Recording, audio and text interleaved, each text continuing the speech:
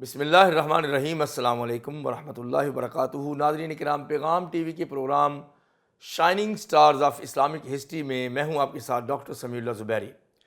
آج ہم آسمان علم کے جس تابندہ ستارے کا تذکرہ کریں گے وہ ہیں امام مالک ابن انس رحمہ اللہ، المتوفی 179 ہجری۔ یہ امام دار الہجرہ ہیں، یہ مدینہ طیبہ و طابہ کے امام ہیں۔ یہ وہاں سے باہر نہیں نکلے، سارا فوکس انہوں نے اپنے علم اور تعلیم کا مدینہ منورہ میں کیا۔ موطا امام مالک جو کتاب مشہور ہے، بخاری شریف کے وجود سے پہلے جو بک تھی، ساری دنیا میں جو سب سے پہلے حدیث کی جامع کتاب آئی وہ موطا تھی، واو کی زبر سے امام مالک کی موطا، جس میں 3000 سے اوپر اقوال، احادیث، آثار صحابہ موجود ہیں۔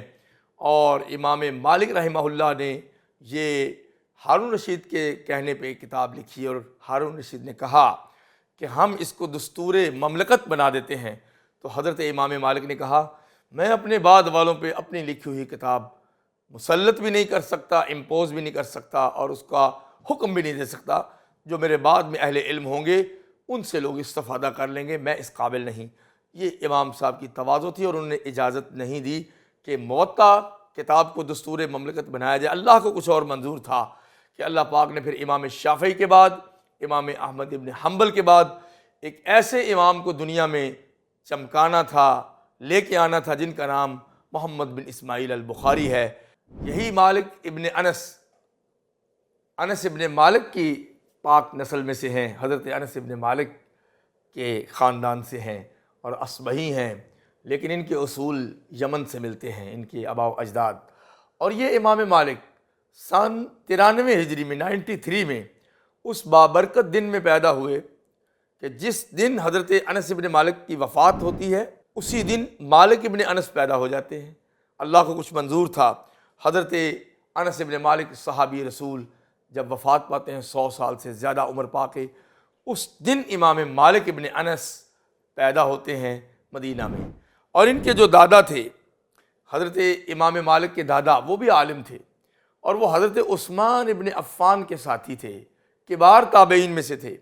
ان کو افریقہ کی طرف بھیجا تو ایک بہت بڑا خطہ ان کے دادا نے، امام مالک کے دادا نے فتح کر لیا، اور یہی وہ تھے جنہوں نے حضرت عثمان بن عفان کو شہادت کے بعد غسل دیا تھا، امام مالک کے دادا۔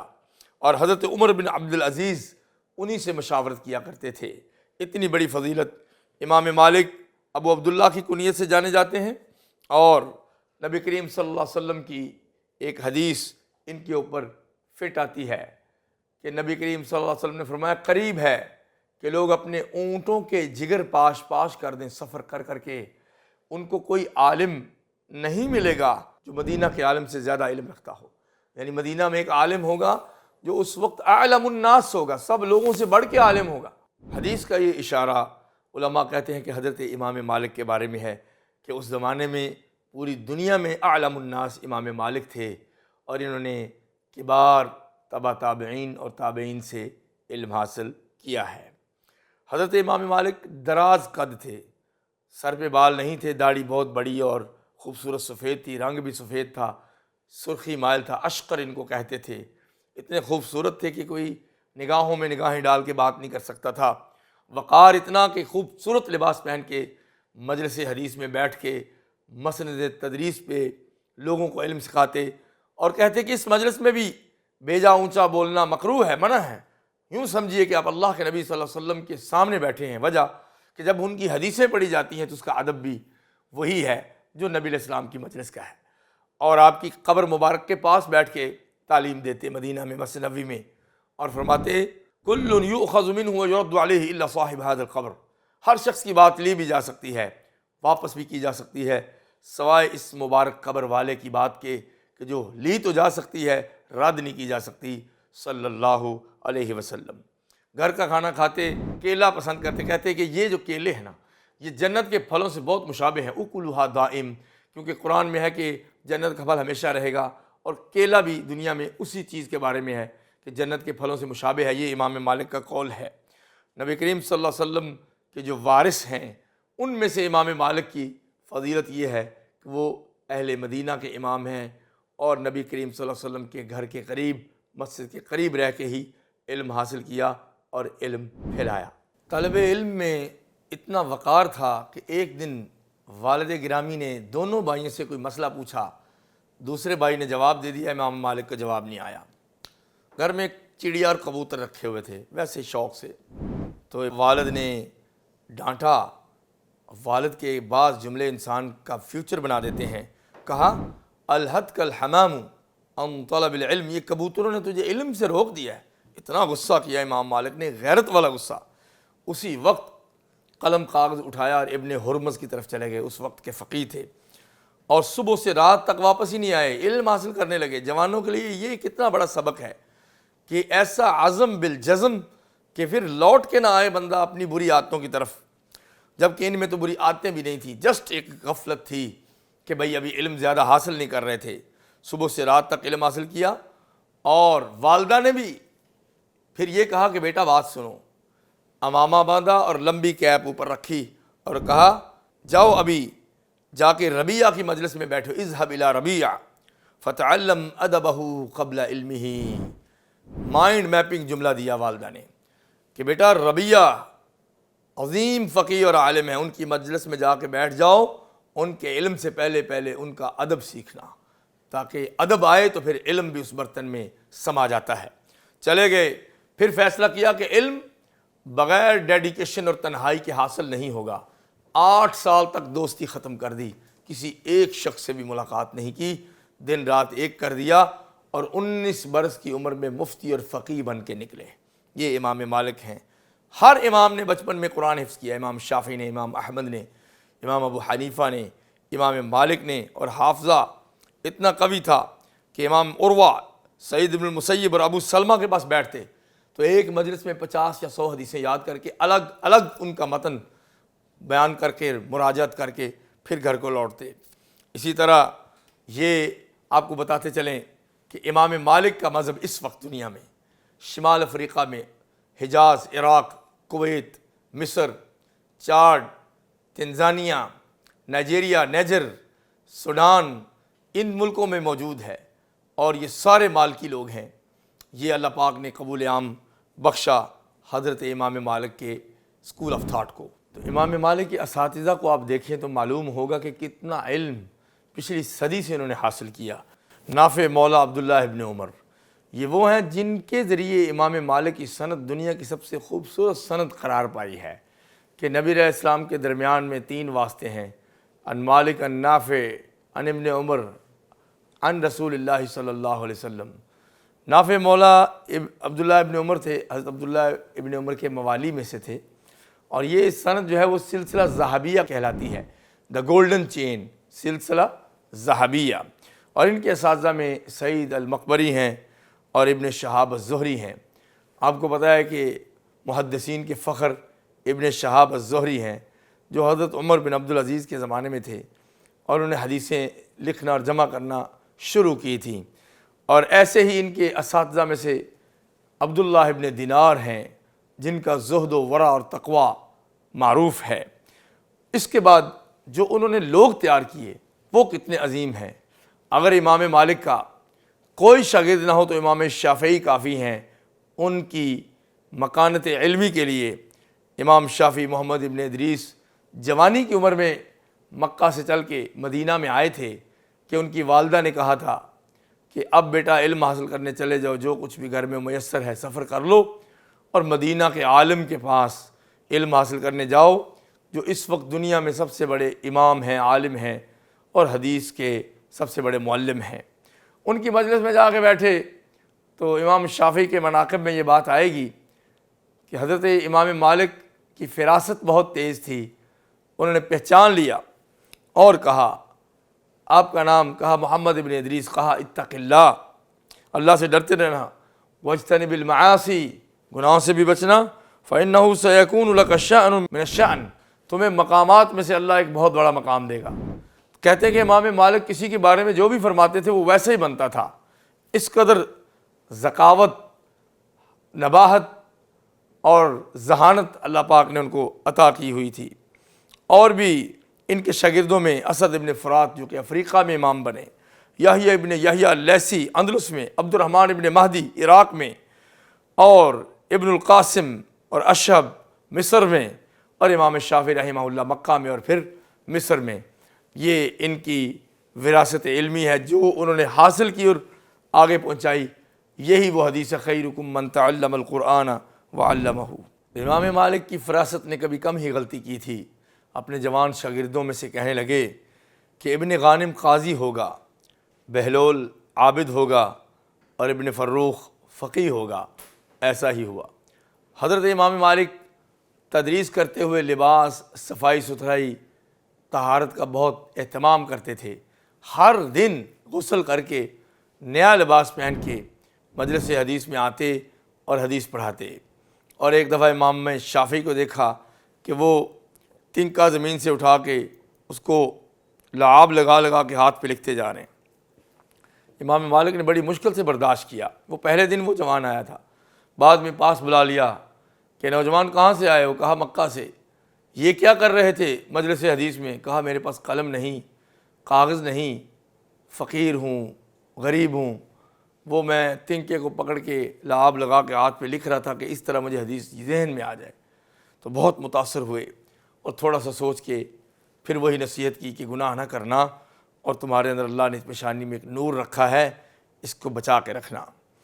اسی طرح خوشبو لگاتے، خشوع و خضوع سے تعلیم دیتے، عزت سے کہتے یہ جو مجلس حدیث ہے یہ سمجھو کہ نبی علیہ السلام کے پاس آپ بیٹھے ہیں، ہم ان کا ذکر خیر کر رہے ہیں۔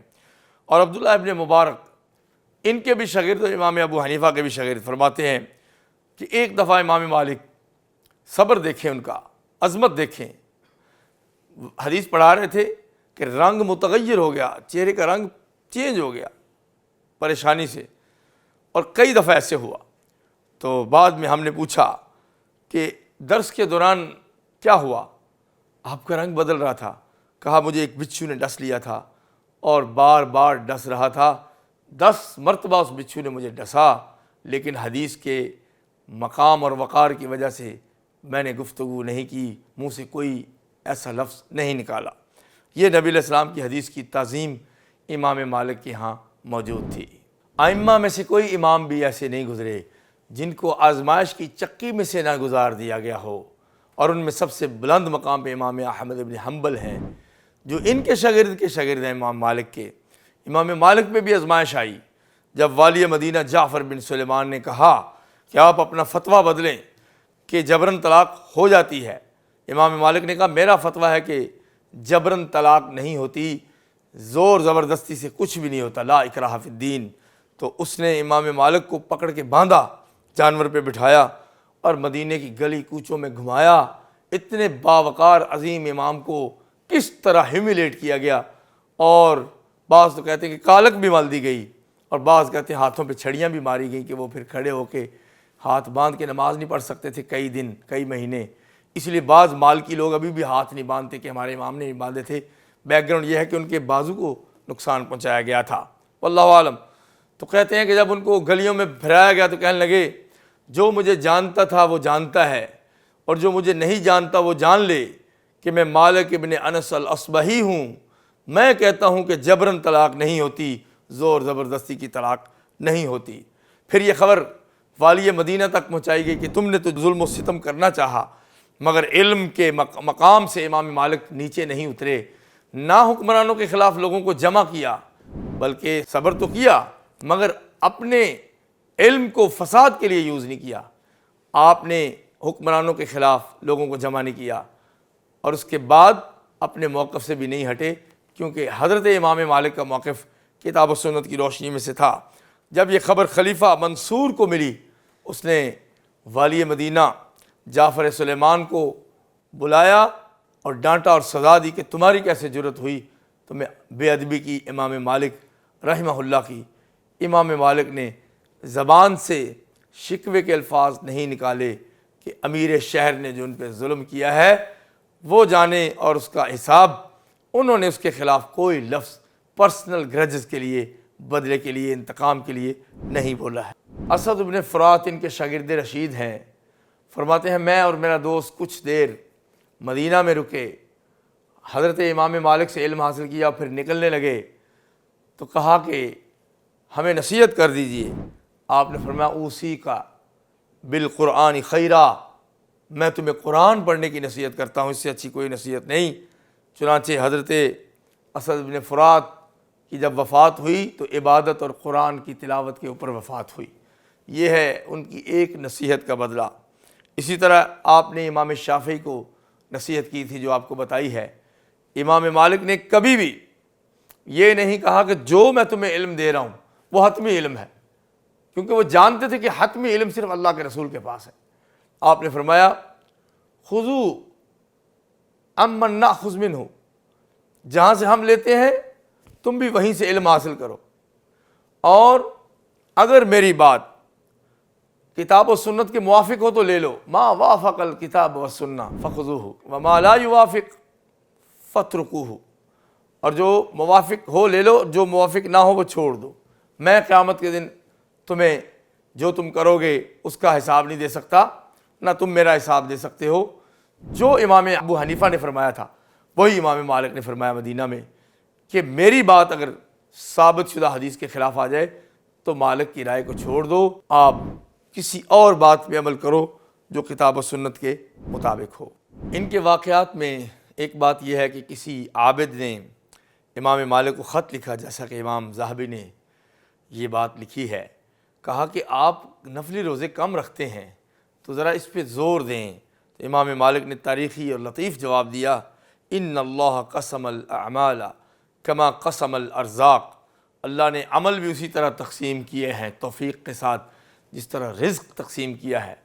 تو کسی پہ روزوں کا دروازہ کھولا ہے، کسی پہ قیام اللیل کا دروازہ کھولا ہے، کسی پہ صدقہ اور جہاد کا، اور کسی پہ تعلیم و تعلم کا، تو مجھے لگتا ہے اللہ نے میرے لیے تعلیم اور تعلم کا دروازہ کھولا ہے جو کہ سب سے افضل دروازہ ہے۔ یہ عمدہ جواب دیا۔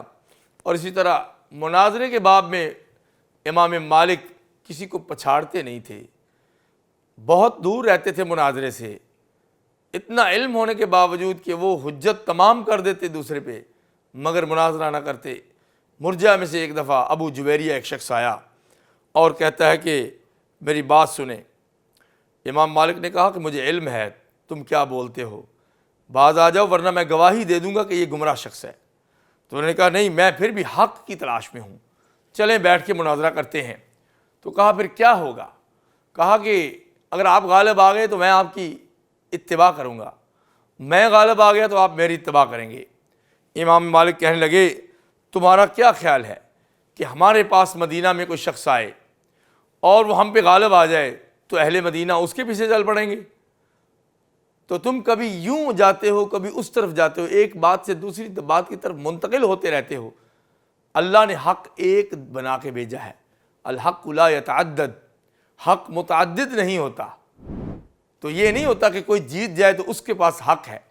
اس طرح سے آپ نے مرجع کے اس شخص کو واپس کر دیا اپنے حسن جواب کے ساتھ۔ اور ایسے ہی جب امام مالک مسجد نبوی میں درس دے رہے تھے تو ایک شخص نے بار بار کہا این اللہ، اللہ کہاں ہے؟ تو آپ نے سلف صالحین کے عقیدے والا جواب دیا، الرحمن علی العرش استوى، رحمان عرش کے اوپر ہے۔ اس نے کہا کیسے؟ تو امام مالک نے تاریخی جواب دیا، الاستواء معلوم والکیف مجہول والسؤال عنہ بدعہ، کہ اللہ عرش پہ مستوی ہے وہ معلوم ہے، ہمارے علم میں آ گیا ہے سنت کے ذریعے، قرآن کے ذریعے۔ والکیف مجہول، کیفیت مجہول ہے، نامعلوم ہے، ہمیں نہیں پتہ۔ والسؤال عنہ بدعۃ، اور سوال کرنا اس کے بارے میں بدعت ہے کہتے ہیں کہ بار بار جب اس شخص نے تنگ کیا تو آپ نے کہا اخرجوہ من المسجد، اس کو مسجد سے نکال دو، یہ فتنے پھیلاتا ہے۔ یعنی سلف صالحین کے عقیدے پہ جو پہرا دیا ہے وہ امام مالک بن انس رحمہ اللہ نے دیا ہے۔ عاجزی ان کی ساری کیسی تھی؟ تواضع ایک عالم دین کی شان ہوتی ہے کہ شاخ پھل سے بھر جائے تو جھک جاتی ہے۔ ایک دفعہ بشر ابن عمر ان کے ساتھ مسجد میں گئے اور امام مالک نے دیکھا کہ مسجد لوگوں سے بھری ہوئی ہے، لوگوں نے ان کو آگے جگہ دینا چاہی، امام مالک نے روک دیا۔ وقار اور روب بہت تھا، کوئی ان کے سامنے بولتا نہیں تھا۔ آپ وہیں پہ بیٹھ گئے اور بعد میں بشر سے کہنے لگے التواضع فی العلم ولیس فی اللباس، علم میں تواضع ہوتی ہے، لباس میں نہیں۔ لباس آپ میلا کچیلا پہن کے یہ نہیں کہہ سکتے کہ میں بڑا تواضع والا اور عاجزی کی ساری والا اللہ والا بندہ ہوں۔ لباس اچھا بہترین پہنیں اور علم کے اندر جھک کے رہیں، تواضع کے ساتھ رہیں۔ یہ ایک چھوٹا سا واقعہ امام مالک کی شخصیت کی خوبصورت عکاسی کرتا ہے۔ شان ان کی ایسی ہے کہ کسی سے ڈھکی چھپی نہیں، لیکن اقوال الائمہ بہت ضروری ہوتے ہیں۔ امام ابو یوسف، قاضی ابو یوسف صاحب ابی حنیفہ فرماتے ہیں ما رأیت اعلم من ثلاثہ، تین بندوں سے بڑھ کے میں نے اہل علم نہیں دیکھے، مالک وابن ابی لیلہ و ابی حنیفہ، ایک امام مالک اور امام ابن ابی لیلہ اور امام ابو حنیفہ۔ اور عبد الرحمن ابن مہدی فرماتے ہیں ائمۃ الحدیث الذین یقتدی بہم اربعہ، دوسری صدی میں حدیث کے جو ائمہ ہیں جن کی اقتداء کی جاتی رہے گی وہ چار ہیں، سفیان الثوری کوفہ میں، مالک حجاز میں، امام اوزاعی شام میں، حماد ابن زید بصرہ میں۔ اور امام شافعی فرماتے ہیں جو ان کے شاگرد رشید ہیں اذا جاءک الاثر عن مالک فشد به، کوئی روایت امام مالک سے مل جائے تو دونوں ہاتھوں سے پکڑ لو۔ وَإِذَا جَاءَكَ الْخَبَرُ فَمَالِكُ النَّجْمُ، اور جب خبر پہنچے تو اس کا ستارہ، دمکتا چمکتا ستارہ علم امام مالک ہیں۔ وَإِذَا ذُكِرَ الْعُلَمَاءُ فَمَالِكُ النَّجْمُ، جب علماء کا تذکرہ ہو تو مالک تابندہ ستارے ہیں۔ وَمَنْ أَرَادَ الْحَدِيثَ الصَّحِيحَ فَعَلَيْهِ بِمَالِكَ، اور جو صحیح حدیث لینا چاہتا ہے وہ امام مالک کی حدیثوں کو پکڑے۔ اور امام احمد ابن حنبل ان کے شاگرد امام شافعی کے شاگرد امام اہل السنہ فرماتے ہیں مالک سید من سادات اہل العلم، امام مالک اہل علم کے سادات سرداروں میں سے ہے۔ وہو امام فی الحدیث والفقہ، یہ حدیث میں اور فقہ میں امام ہے، اور بہت کچھ۔ امام مالک رحمہ اللہ 179 ہجری میں 179 میں مدینہ منورہ میں ہی فوت ہوئے، ادھر ہی پیدا ہوئے، ادھر ہی پڑھایا، ادھر ہی وفات ہوئی، محبت دیکھیں۔ اور امام ابن کثیر کا یہ قول ان پہ صادق آتا ہے من عاش علی شیء مات علیہ، جو جس طرز پہ زندگی گزارتا ہے اسی طریقے پہ اس کی وفات ہوتی ہے۔ تو یہ حدیث پڑھاتے پڑھاتے دنیا سے گئے۔ اور ان کی نماز جنازہ ہارون رشید کے عہد میں والی مدینہ عبداللہ ابن محمد العباسی نے پڑھائی، اور بقیع میں مسجد نبوی کے پہلو میں امام مالک کی تدفین کی گئی۔ ان کے بہت سے اقوال ہیں ناظرین، چونکہ ساری زندگی ان کی علم پہ گزری ہے، تعلیم پہ گزری ہے، تو اس کے بارے میں ایک قول ہے، فرماتے ہیں حق علی من طلب العلم ان یکون له وقار وسکینۃ وخشیہ، جو شخص علم حاصل کرتا ہے دین کا اس کو چاہیے، اس کے اوپر یہ واجب ہے کہ وقار سے رہے، سکون سے رہے، اور اس کے اندر للہیت خدا خوفی نظر آئے۔ اللہ ان نفوس قدسیہ کے درجے بلند فرمائے۔ انشاءاللہ اگلے پروگرام میں امام شافعی محمد ابن ادریس رحمہ اللہ کا تذکرہ خیر ہوگا۔ تب تک کے لیے ناظرین اپنے ہوسٹ ڈاکٹر سمیع اللہ زبیری کو اجازت دیجیے۔ اللہ حافظ۔